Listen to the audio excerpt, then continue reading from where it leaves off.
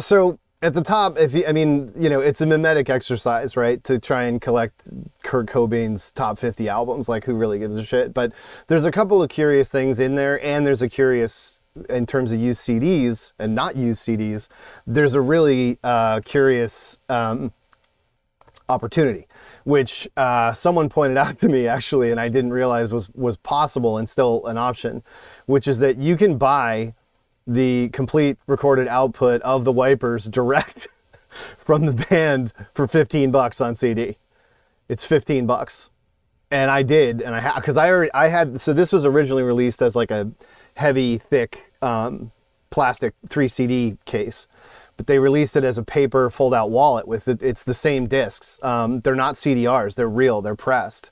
So at the top, if you're interested in any of this music and the history of all the bands that, you know, informed Cobain, and I mean, Wipers essentially ran Pac and W in terms of rep, Youth America, all 3 of these records are absolute classics. The idea that you can get them for $15, all, you know, it's new, is pretty awesome. And I mean, you know, to round it out, they're charging 18 for the single LPs, and then these record store day editions, they're charging 34. Now, I actually got these on cutout. So one of the things about record store day is like they'll have big cred swings, like they'll try and go for the rafters and try and get like a the single CDs are supposedly CDRs. I don't know because I haven't bought them. But yeah, Greg Sage is running all this. It's mental.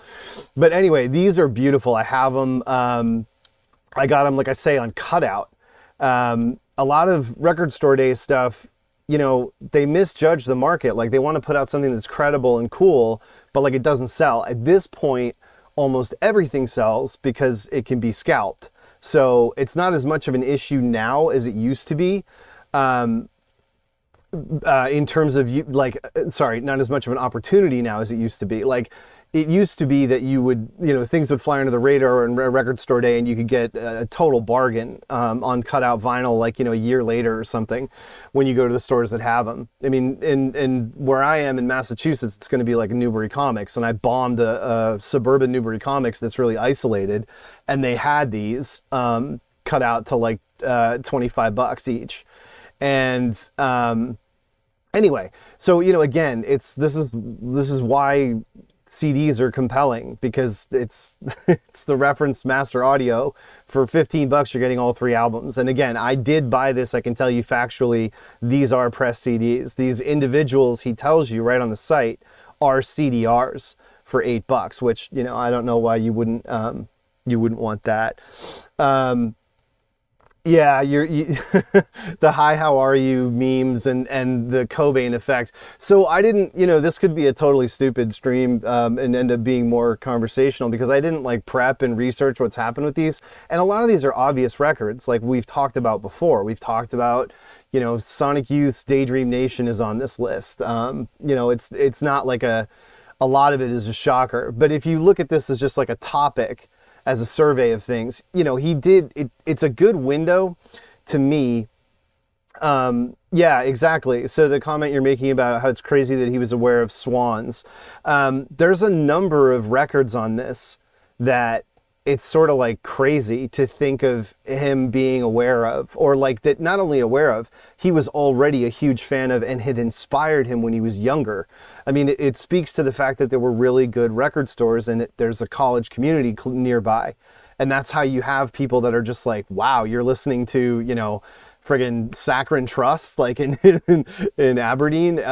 It's really weird that, he was so astute, but it's because he was, you know, he was a glommer. He was a music kid like me or anybody else, and going into record stores and asking older people who, you know, most of the time that's the way it worked in the analog age. You were talking to somebody who used to be in a band or whatever, was part of the scene in some way. And so they have an entire memory of like kind of a slice of time that they lived through and what was big then. And they pass that down.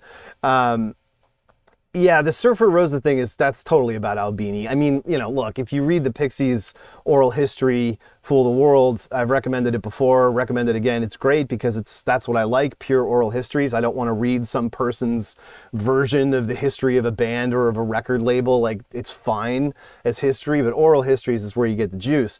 The Pixies one's fantastic, and in it, it's really funny because they have a quote from like Jay Mascis totally bagging on Gil Norton, just being like, I don't know why they did all those records with him. They all sound like shit. And he's talking about Doolittle, which like, that's probably one of the 3 most foundational records of my childhood. Like, it's Jane's Addiction's Nothing Shocking, Doolittle, and I don't know what else. But it's funny that already, way back when, pre-internet, he's like an Albini snob, majorly an Albini snob, and like clocking everything the guy did. Because it's not the only Albini production on there. But anyway, if we go through the list, like I say, 3 of them ultimately are those Wipers records. And, to get them direct from Sage like that, that's quite an opportunity. So I would definitely recommend that. Another one, we've talked about before repeatedly is Stooges. I talked about finding a copy of a first edition CD of Stooges and how much better it sounded. It was a live stream where I did about the Loudness War, and so the big problem. This is the big problem. Is this album? And this album is, depending on which version you get, like it can be unlistenable. So, we've gone through this before. I think it's something any music nerd knows probably plenty about. But the remaster that Iggy himself did in 1997 is notoriously one of the worst sounding, most amusical shit shows you're ever going to hear. So you want to make sure, if you're going to check this out, avoid it. It gets done again later. The 06 or 08 version is Bowie, right? This is the one where they fix it, if I recall correctly. No, so wait a minute. This is the one. Wait, why is this saying Iggy himself in 2006? Because his was 97. Anyway, whatever. Most of this is a disaster, and you want to get the most recent one, or the oldest, is my point. The redressing of what a catastrophe this album was happens very recently. So, depending on where you are, what's available to you, look for the newest pressing you can on CD or the oldest. This is pretty infamous. This Japanese 2 CD version that they did with Columbia, that has the Atlanta Richards show on it. I mean, I can't imagine you're going to be able to find that affordably, but man, that is a great way to get raw power. I think that they didn't do the full thing here, so I guess there's these promo copies that they did. But yeah, I mean, essentially this is the one you want to target. The 2010 quote legacy edition. It does have the Peaches show. Okay, great. So you can get that on US. And this is where I would point anybody. And look, you got copies for sale for 11, 18 sealed. Philadelphia Music, I've bought from them before. It's a 2 CD set. It is a really infamous, absolutely canonical bootleg, one of the most famous bootlegs like ever. And yeah, if you've got money to splash out, $20-$40 you want to drop on something, this is a really, really historic record in terms of the technical, disaster of this record being reissued and the abuse of analog and old recordings for the CD market. So yeah, the US CD version is legendary. I mean, not US. The 1997 remaster is just flat out legendary for how blown out it is. It's hilarious. It's just nuts. So, it's something I'm sure can find relatively easily looking here, and the issue though is that you gotta hope that the dynamic range is like literally sub 1. I think you're right, NGC.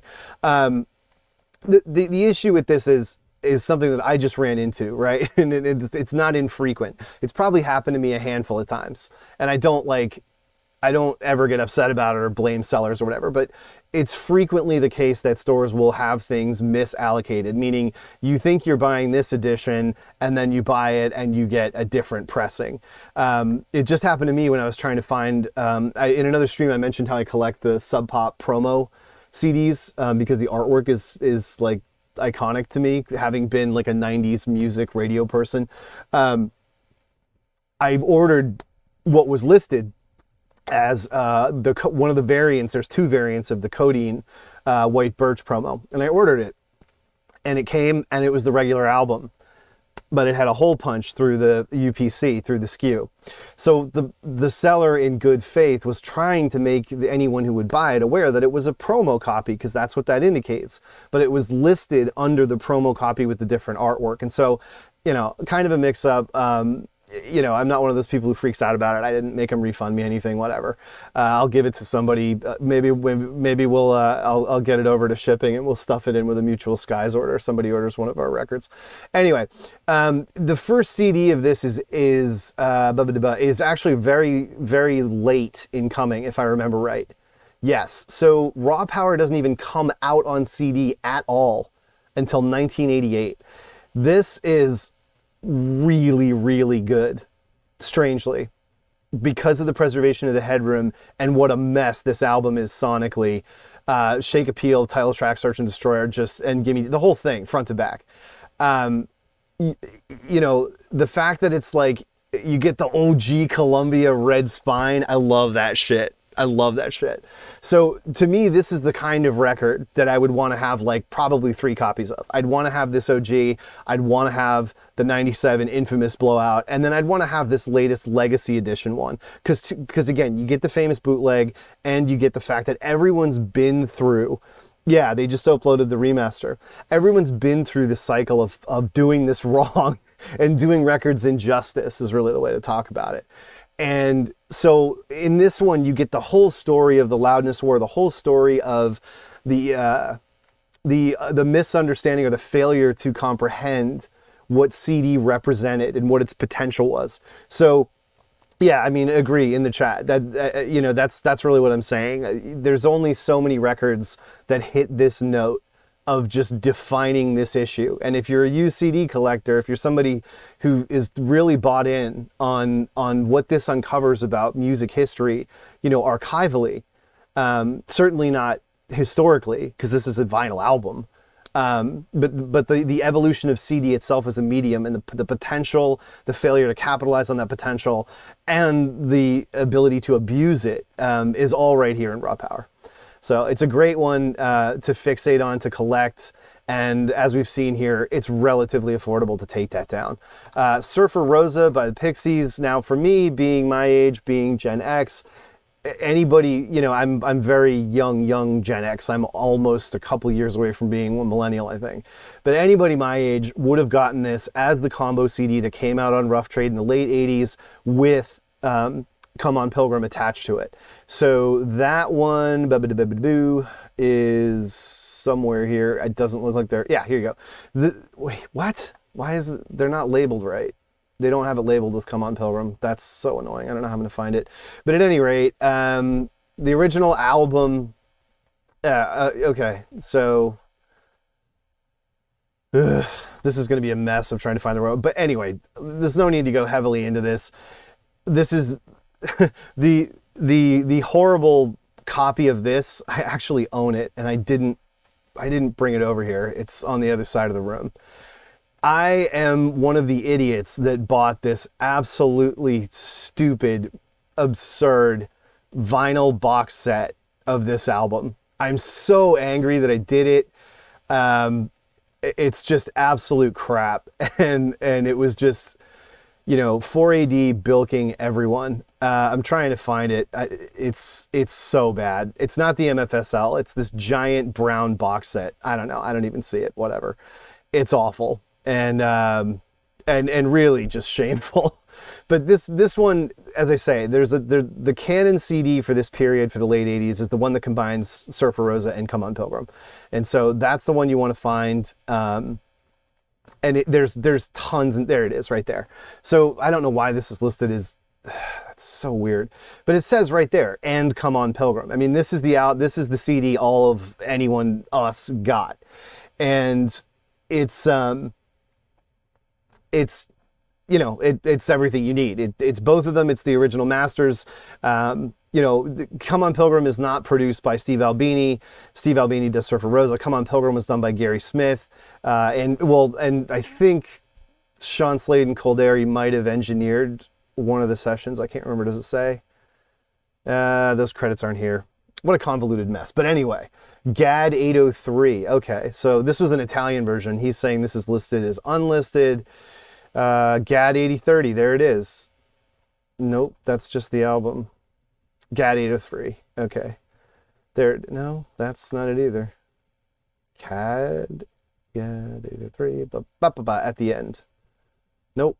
It's not. It's still the original. Anyway, so look for that. Look for the combo. It's great value. Come On Pilgrim on its own, it has its own definition to it. It certainly sounds heavier. It's not an Albini production. They do work in isolation nicely. There's no reason not to buy both. The Pixies are easy to get all day on CD. It's a non-starter. And they're, they're great records. It's, to me, Doolittle, the songwriting is the greatest on Doolittle of any of them. I mean, that album front to back is perfect. The thing about Surfer Rosa is the sound was so astonishing and new and fresh. And that's what made Albini's name, was the room sounds he got on the snare and the kick, the whole kit. I found the OMR Surfer Rosa vinyl at a thrift store in Bushwick for $20. Holy crap, that's crazy. Yeah, there was a Mobile Fidelity Sound Lab 180 gram reference press of this. Yeah, OMR original master recording MFSL stuff is total snake oil. It's a joke. The levels are, if you're into vinyl, to me, it's pretty legit. The reference levels of an original pressing of this versus that are really nuts. It's way stronger. So, I mean, if you're into it for vinyl, that, and you have a lot of money to throw around, that does exist. Anyway, they're both incredible records. I think the thing, talking critically about it is that Surfer Rosa is a lot about the sound and not as much about the songwriting. And that's the difference between this and Doolittle, because Doolittle does suffer for really kind of corny late 80s production, especially the way the drums are done. Now, I like the way the kick drum comes out in that sense, but the snare is pretty bad. And it doesn't have any of the guitar attack that makes this record so powerful and just shocking for the time. Like, Doolittle sounds kind of like Jane's Addiction's Nothing Shocking, like a major West Coast produced record with a big, thick, chubby drum sound and very liquid, heavy, smooth bass. Albini is totally contrary to that, and it's all over this record. So, I mean, that's the distinction between the two and what makes it so important. And just to get, Pod out of the way, The Breeders' Pod was also one of my absolute favorite records as a kid. So unique, another Albini production. And, a really interesting story. We did a stream about 4AD. The story of the Breeders is crazy. It could have gone so many different ways, because Tanya Donnelly was originally in this band. They did their demos at Fort Apache. I have the DAT because I used to work at Fort Apache, and they ran me a DAT of the actual demos for this album, which sound very little like it and feature a lot more Tanya Donnelly. The song Geppetto was floating around for Throwing Muses already, I think, by this point when they were doing the real Ramona. And basically Tanya Donnelly is wants to write sort of sugary pop songs, and she's fantastic at it. She even had a later song she had an album called Love Songs for Underdogs, I think in 2002. There's a single from that called Pretty Deep, and there's also this incredible B-side to this single of Pretty Deep called Influenza that sounds like a Pixies song from this period. It's really astonishingly good, and no one's ever heard it. Definitely recommend taking a flyer on that. Again, Influenza, Tanya Donnelly solo song from the Pretty Deep single. You can get the Pretty Deep CD single for nothing. There's two variants because it was the 2000s. There's a CD1, CD2. But when we're talking about Pixies and we're talking about this period when she was in this orbit, touring with them and forming the Breeders with Kim Deal and Josephine Wiggs, she was writing some incredible stuff, and a lot of it was just on the shelf forever because Belly blew the hell up from Feed the Tree. And suddenly she was like part of the women in rock 90s thing, and she was very good looking. And so she was way out in front. And then you had problems with some of the members and substance abuse. And so this second album, King, is just a disaster to get done, takes too long. And while it has a hit, you know, it's a significantly lesser album than the debut, which I still think is fantastic. It's just that this whole thing, this whole period, these records are all happening at the same time. They're all being written at the same time, throwing Muses, Real Ramona, Breeders' Pod, and what becomes essentially Belly's debut album, Star, right? Or yeah, the one with Feed the Tree on it. And so one of the issues is like, how is this all getting divvied up? Like, who gets what songs? Kristen Hirsch is very like, she's very like, she's got her own mind. She's very willful. I don't know. She knows what she wants, and she does not want to write pop songs. Like, she's one of those artists that's like totally against hooky pop songs. She wants them to have edge, which is why you get like the in the chorus of Not Too Soon, the hit single from Real Ramona. I mean, you want to talk about an album with horrible early 90s, late 80s drum production. The Throwing Muses Real Ramona is way up there, but it's a phenomenal record. I mean, you should be reeling these off essentially in a row. Like Pod, Real Ramona, Doolittle, they're all right at the same time. And they were all fantastic. And this is like when I'm, 15, 16, learning about cool music, and it's all related to where I'm living out, in Massachusetts, in Boston. So it was a pretty exciting and cool time seeing like English goth label 4AD talking to Gary Smith and picking up Pixies, and now like they're playing enormous shows. And I've told this anecdote a million times about Oedipus at BCN, that this like guy who was the god of radio in New England for alternative non-FM program, MR programming. And they were doing a battle of the bands that they do every year, and one of the pluggers was like, we should see, maybe the Pixies would be willing to play. And this other kid who was younger and actually knew what the fuck was going on in music was like, dude, they're literally playing festivals in England right now. Like, you're so out of touch. Because people in America, it's like the Backstreet Boys. Like, the Pixies broke in England a full year and a half before like anybody in America, or a year at least, was listening to them. Because of 4AD and that record getting around and Gigantic getting plugged, they were doing phenomenally well. And then directly in Europe and in America, they couldn't get fucking arrested. I mean, the Pixies bow out opening for U2, and a tour that made no sense, that no one wanted them on, that they didn't even want to be on by the end. I mean, the Pixies playing Giants Stadium, it's the dumbest thing I can think of. And it didn't work. It was really awful, the end of the Pixies. But Breeders' Pod, another Steve Albini production, put this alongside Slint's Spiderland. It's one of the signature haunting, pre-post rock, but just like really acoustic, natural sounding records like of all time.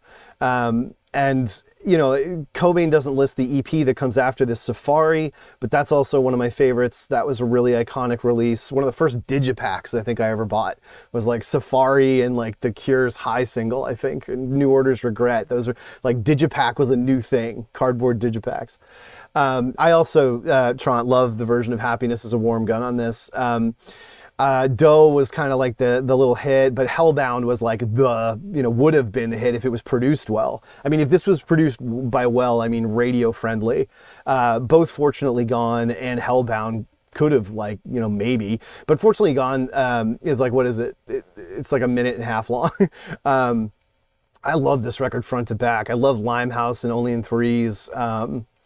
And like I say, the demos are really, really cool because they're so different. They do Driving on 9, which ends up being on the next record, and they do like a whole bunch of kind of country songs as warm-up songs. It's really neat. They're on YouTube. Someone else has this and has totally put it out there, the whole session. So definitely recommend you look that up. And yeah, Breeders' Pod is so different, night and day, from Last Splash, the record that broke through to MTV with Cannonball and Divine Hammer and Saints, songs I love, but that sound like, Dinosaur Jr. I mean, Pod is so bizarre. You've never heard a record like this if you haven't heard it. And the drummer, the drummer from Slint plays on it, but isn't credited. If I recall correctly, Albini called him up and had him play on it. Yeah. So it's Brit. Yeah, I forgot. So he went under. I don't know why he went under Shannon Doughton, whatever. I don't know this whole story. I don't remember. It's probably in the goddamn documentary on Lance Bangs did. That's in the Spiderland box set. I don't remember. Moving on. The Vaselines. So Kurt, similar. These two are kind of right in a row. It's in the doc. They talk about it. Okay, I'll have to rewatch that on YouTube. I'm not opening the Spiderland box set. I never opened it. So two things Kurt is hugely responsible for are getting Vaselines and Raincoats out in the world and in America. This CD is essentially Kurt Cobain telling Sub Pop to put this out. It's hilarious. He was just like, yup, this is going. And, it's not like he's just getting them the check of covering Molly's Lips and Son of a Gun, which I think are both of those on Incesticide, or they were B-side, I can't remember, but, it's not, he doesn't, like, it's not enough that he's going to cover it. He's actually going to get this entire compilation out, and we all bought it, and we all loved it. It's great, but it's very alien, to like an American teenager or whatever that has never heard, Twee and C86 and has no idea about like any of that Tallulah Gosh stuff or what was going on over there. It's really cool that he did this for this band, and they're on the Hormoning EP. Okay, then they were both on Incesticide. Great, but this ends up becoming a whole other thread. Vaselines weren't around for very long, and at the same time there was this other version of it which was bizarre, called All the Stuff and More, that was going around, this was another label had put out, like another. Avalanche had put out this different version in the UK. I have this. I don't know. I must have just found it cheap to get it, and again just to have both. But this is like, for an American teen from the early '90s, this is actually a pretty iconic image. Everybody was taking a flyer on this because of Kurt, and you can get it for nothing all day. This is a total no-brainer. If you ever see it, pick it up. This is just incredible. Like indie folk, presaging Bell and Sebastian and everything that blew up in that whole lane. They were there first, doing all of it. And the other band that he did this for was the Raincoats. So this one was interesting because there were other ways you might have heard of the Raincoats, and I had, which was the kitchen tapes. So ROIR Records, ROIR, anything this label put out, you were going to buy. Like Neil Cooper, Reach Out International Records, right? Anything that you saw that was on ROIR and you were like a wannabe punk indie kid in the late 90s, that you bought it sight unseen. It didn't matter if it was the Scatolites, whatever. Because he just had the fucking relationships, he had the ears, and he was putting out stuff like the Flesh Tones and stuff, Bad Brains, the cassette. Everybody had that. And it was just like, it was a total no-brainer. It kind of, it's not something that the early stuff we would have heard about, but he was keeping stuff in print, and apparently is still active in some other way that I don't even know about. Oh yeah, that's right. He did Night in New York. Anyway, I'm getting distracted. But so because of the power of that label, similar to like, I don't like if you saw Slash, maybe something like that, like Homestead, right? If I saw something with Homestead on it, I would absolutely get it, because it's, it's like the cool label that's doing indie stuff, like Crab Stick, right? I'll fucking buy a Crab Stick record because it says Homestead on it. It was just one of the cool labels. It was a guarantor of cool, and they had done the kitchen tapes, and I had that. This is the first thing I heard by Raincoats. And so for me, this version, which is recorded on a fucking boombox at the NY kitchen, at the kitchen in the New York Performing Arts Center, this version is so amazing, and I'm stuck with it. Like, I love how real and natural it is, and how the voices and the kind of like emotion of it is so nervy and fun and up, and it's a great fucking track list too. The whole thing front to back. It's just a really, really great release. That's, again, you want to be aware that it's the sound quality is pretty poor, but if you haven't heard Raincoats and you hear them, especially if you hear like Moving, which is really, really sort of more heavily produced, with Animal Rhapsody at the end. You know, it's kind of like the Slits, right? You know, the other band in this orbit. If you hear the Slits Peel sessions, it's like, wow, this is one of the coolest bands that wasn't like photocopy punk at the time. Like they were legit post-punky as early as like September 77 was the first Peel session, I think. And by the time Slits get in the studio, Don Letts is all over it, and they got Budgie, and they're trying to do reggae and dub, and it's like a totally different band, sounds completely different. And so this, you know, this same sort of thing happens with Raincoats. In the beginning, you know, in the first album, it's much more raw and shambolic and post-punky, Adventures Close to Home, The Void, like, you know, it's great, but it's really sort of all over the place, really still half a step in to kind of shambolic punk and post-punk and DIY. And then in Audi Shape, it tightens up in kind of that similar way that Slits do. A lot of people don't, this isn't an album that's enormously popular. It's kind of the divisive, heavy, thick second album. But Moving is really sweet and heavy. And so, you know, across all of that, to me, the Kitchen Tapes is kind of the coolest place you can arrive with them. And, you know, definitely recommend it. This box set that came out compiles all of that. But it's Japan only. I've never seen it. And the thing is it has this live stuff and a video clip of the Fairy Tale in a Supermarket video that I've never even seen. Anyway, so yeah, that's kind of another thing that Cobain did. That's something that he used his power really gregariously in that way. I always respected it. I thought it was such a cool move. And you know, he didn't really do anything necessarily for this because this had already been a big thing. The kind of, you know, chic hipster resurfacing of the Shaggs. This happened in the late 80s. They're not even showing the right CD. That's really strange. Or the 90s. No, it was way earlier than that. Again, this may be a cataloging issue. This isn't the right cover. And I don't see the right cover, so that's weird. The cover of this that I have is, it's because it's the Rounder comp. That's why. It's not the album. Philosophy of the World is its own thing, but then there were other songs that were like hanging out on a 7-inch, and they all get compiled for this. This is like such an iconic album cover for late 80s, kind of like people who are, you know, Rounder Records, Yola Tango World, these guys right there.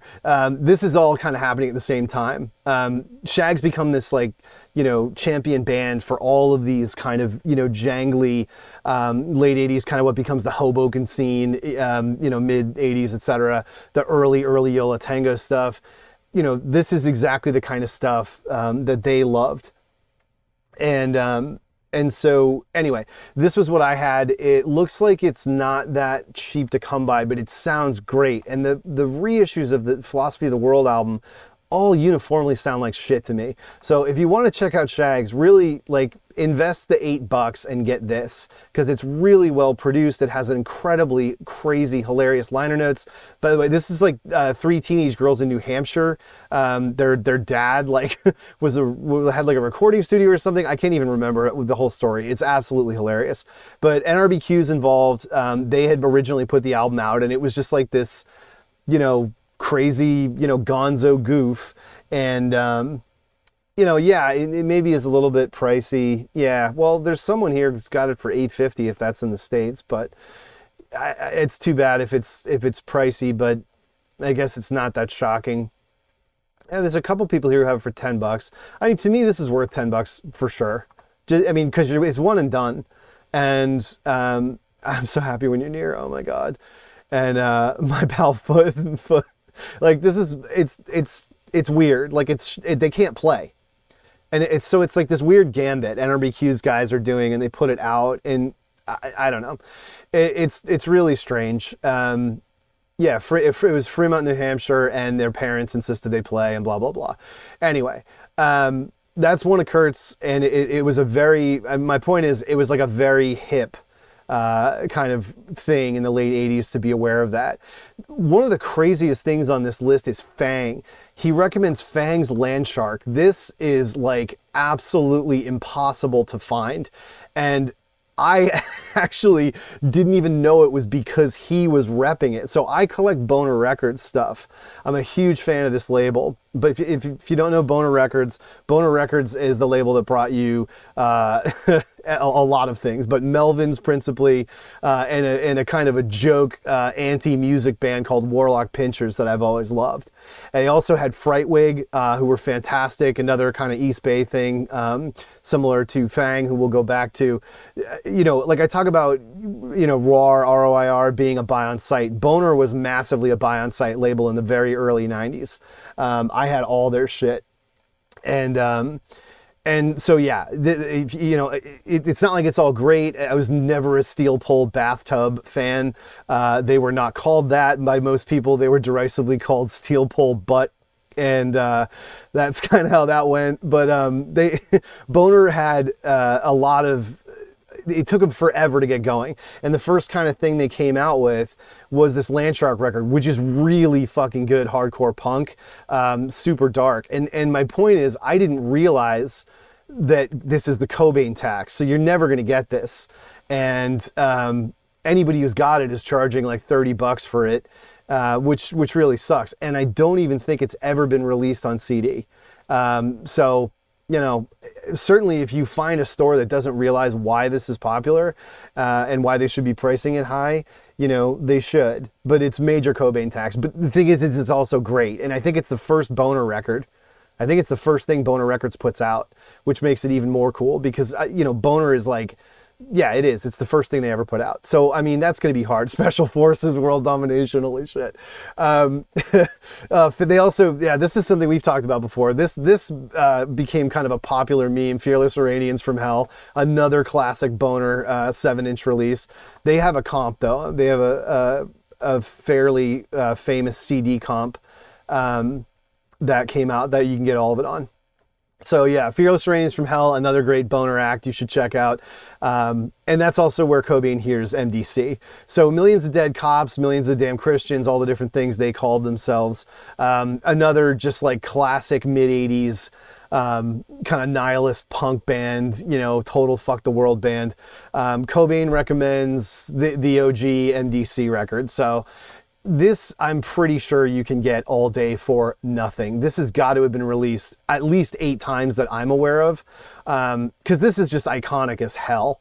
I mean, you should have this. If you can tolerate punk in any way, you must hear John Wayne was a Nazi. I mean, you must know this record.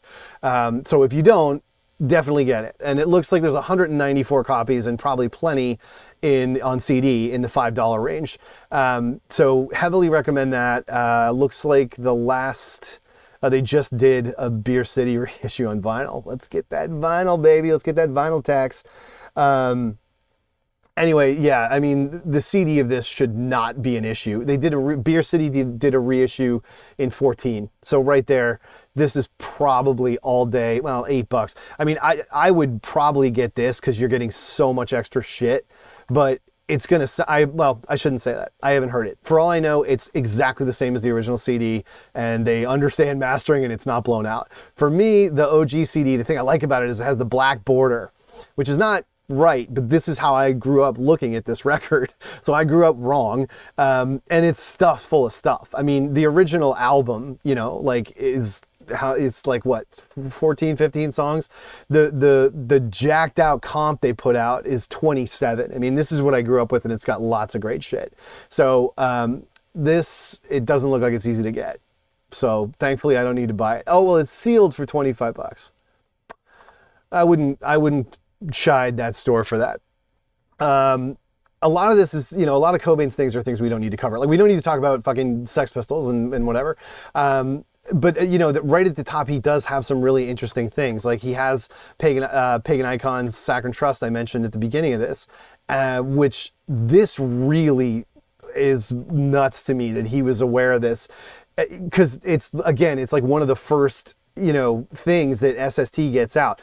But you know, it's probably SST was everything, you know what I mean? Late 80s, even mid 80s. And the SST catalog was the smartest move any company made.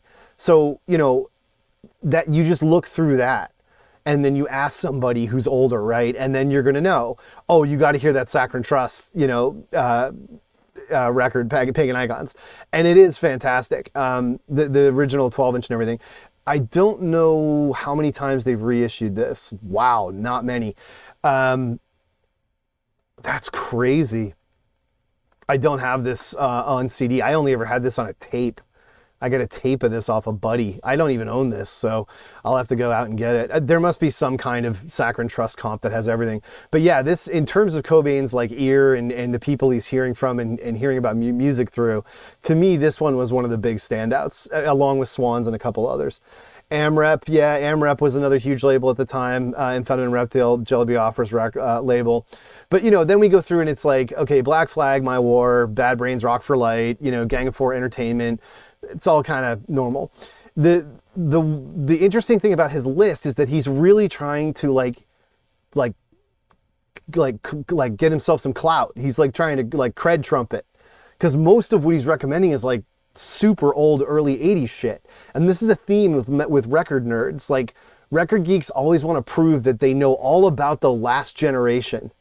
You know what I mean? It's really consistent. And Cobain is so trapped and victimized by this, just like I was. Everybody my age was telling me all about this stuff in the 80s. And it's the older generation being like, oh, you can't believe what you missed out on. And Cobain's list is just dripping with it. Young Marble Giants, he also got that in Cirque, essentially. Colossal Youth, the compilation with the original album and stuff appended to it. And that becomes Marine Girls. He's got the Slits cut, which I just talked about. I mean, I don't know. He just likes the song Typical Girls, I would assume, because he actually doesn't write Cut. He writes Typical Girls.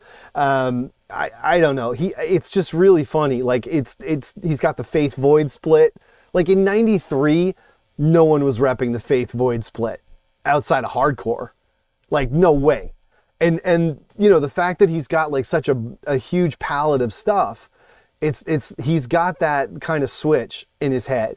He's not like a scene stir in that way. He's not. It's why his band isn't a hardcore band. It's why his band is kind of a blend of things. And I think you give him credit for it, but at the same time, it's kind of weird to me because a lot of it feels sort of like homework, and that's fine, but it's kind of strange. He's definitely got like a thing for early American hardcore. He's got Fear the Record on there. He's got 2 Black Flag records, Damaged in My War. And they're not really extraordinary choices, but I think the Faith Void thing, and he also has Rites of Spring in here. That's all about like, I am aware of Discord, like Discord good. You know what I mean? And then like that back then, that's kind of what the feel of this list is. If you look back at it as somebody, my age who was kind of grown up in this, it's like, well, you learned about music through cool labels. So it's SST, it's Discord, that's what's guiding him. It's Rough Trade. You know what I mean? That's how he's learning about music. And when you look at his list through that lens, what stands out is the things that aren't part of that. Like, Boner Records is cool. I checked out Boner Records bands. You know what I mean? That's what's happened. And that's what his list is made out of. The things that stand out are the mainstream things, which is like R.E.M's Green. That blew everyone's mind. Like, because when he came out, he was like, R.E.M fucking rules. At a time when R.E.M was really uncool. Like, it's post Everybody Hurts. It's post Losing My Religion. R.E.M has become a very overexposed band. And Cobain is like, no, they're awesome. Even though they're doing some of their worst shit.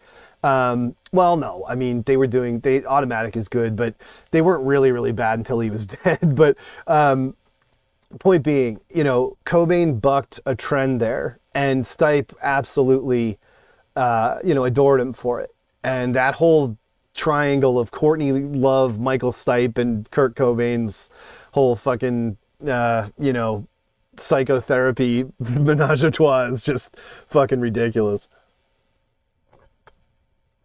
But again, it's a cool thing he did with his fame in my book.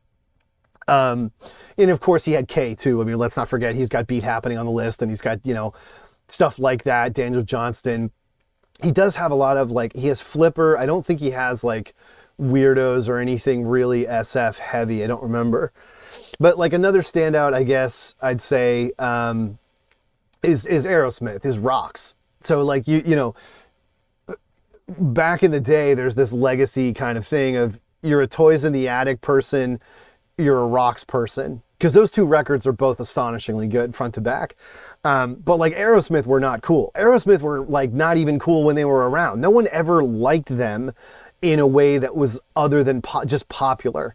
They were a great live show. They were a show you go get fucked up at and get stoned at, and like going to see Aerosmith was like a thing to do, because Zeppelin was pretty much done and whatever. Like they just became a stadium rock band. Critics didn't really like them. They weren't treated well by critics. That's not what made Aerosmith. What made them was kids calling FM radio and being like, fucking play Sweet Emotion 8 times. Like they wrote absolutely monster fucking unique, amazing rock singles. Licking a Promise, fucking Back in the Saddle, get out of here. This shit's eternal. And so, you know, this is another aspect similar to stumping for R.E.M. in real time. Think about saying like Aerosmith's fucking awesome. Like he's got a song called Aero Zeppelin or whatever on Incesticide, right? And it's for him to be just defiantly like, I don't give a shit what anybody thinks. This is what I like. That to me is one of the most important things about Cobain, but it was only really appreciated and absorbed by a pretty small sect of his audience. And I would say, like, to me, it's the most important thing about him. Like if him doing this and writing the you know, the liner notes about Polly, which is a totally apocryphal story that I just don't understand why he bit so hard on. I feel like he kind of used it as an excuse to grandstand a little bit. Sorry. But I think all of the way he repped for, you know, essentially LGBTQ communities, certainly for male homosexuality, I found it great. But then you have to contrast this with this totally bilious essay he wrote where he's like, I loathe English people. They're the worst people on the planet. I hate England. I hate English people. Like, it's unbelievable if you read it. And he's like, well, the Raincoats are okay, but, you know what I mean? Like, it's just such a bizarre tirade. He goes on about that. And so, you know, I mean, look, you don't need a perfect image of anybody. Everyone has their you know, imbalances and places where they shine and places where it's a little bit blurry. I mean, we're talking about a fucking heroin addict who fucking committed suicide with a kid, not really ticking a lot of boxes for me, certainly as a father. Yeah, he just like me FR, right? I mean, it's ridiculous. But I think when we talk about his taste, and that's what we're talking about here, when we talk about his taste, I think, you know, it's very easy for me to see in the rearview mirror being like, you know, 20 years older than he was when he killed himself. This is a guy who was informed by classic music collecting, music knowledge, music nerd, the way that worked in the 80s and the early 90s, which is that the label was the guarantor, and you learned about music through looking at the label's catalog and buying anything on that label. And his list just totally reveals that. The standout stuff is more about, you know, the things he's trying to plant a flag on to me and say no. One of the weird things though on this that does stand out, and I you know, this didn't come out until whenever. It's not, I don't remember him stumping for this record in real time. If anybody else does, you can Google it. There's this, I mean, if anything Kurt Cobain has ever even so much as sneezed, it's on the internet. But he wrote this really awful, I think it's in the liner notes. Is it in the liner notes for the first Raincoats album that they DGC reissued? But he writes this really horribly anti-English tirade somewhere, and maybe it was an interview and it was transcribed. But anyway, he's got She Hangs Brightly on this list. That to me is pretty incredible, because I think it's really unlikely that, you know, barring the rough trade thing, again, he's hearing about it through labels. This record did nothing. I mean, it's good. I didn't like Opal, but I really liked this record. That was a big standout to me. Not in the sense, because again, it could just be that it's on Rough Trade and he got a whole bunch of Rough Trade CDs or whatever when he went over there, right? I mean, that's completely plausibly what happened. He's got PJ Harvey's Dry on this list. Could be. But, you know, another thing too that, and like Kleenex, right? There's another classic example. He's like, oh, you got to get everything by Kleenex. you know, he's getting a bag of things filtered through labels. But there, and that's also probably how he heard of the Saints. But one that's kind of weird though, another one where it's kind of like stubbornly, hey no, is Get the Knack, and this continues with this continues with Grohl, with our boy Grohl. These guys all like wreck for this album, which is so weird to me. Like, I thought the Knack were corny as shit. Like, I understand My Sharona is a fucking, you know, absolute historic single. It's also fucking gross when you learn what it's about. But for whatever reason, this is like the record that he and Grohl like totally bonded over, this cheesy skinny tie fucking, you know, awful new wave shit, studio power pop guys in LA. I don't know. I mean, it could be as simple as like, you know, this is a song he heard on the radio when he was a kid. And it's possibly that simple.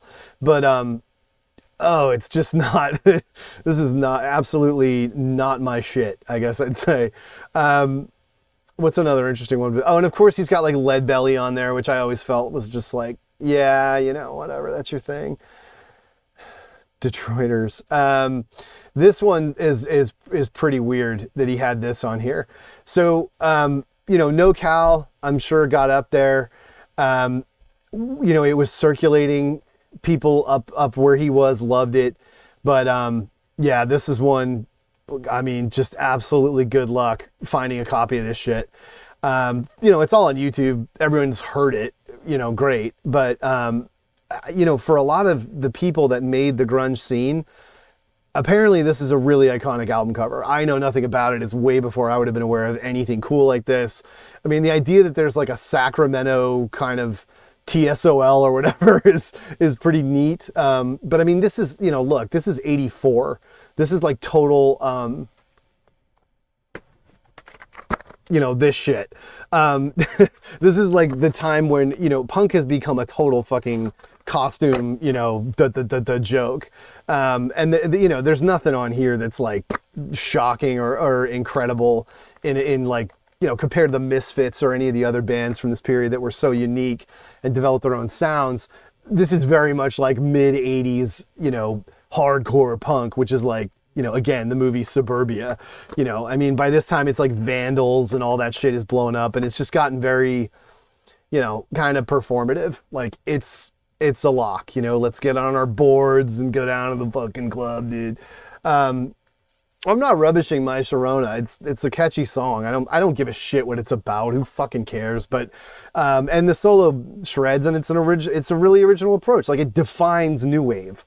Nothing defines new wave like Pump It Up by Elvis Costello and My Sharona. Like, that whole thing is absolutely like a thing that was new. That little like boom boom boom boom boom. Like, I mean, you go back to the Strangeloves, I Want Candy, or Carolyn. Like, it's been around, but they did do it in a new way and they deserve credit. So, you know, whatever.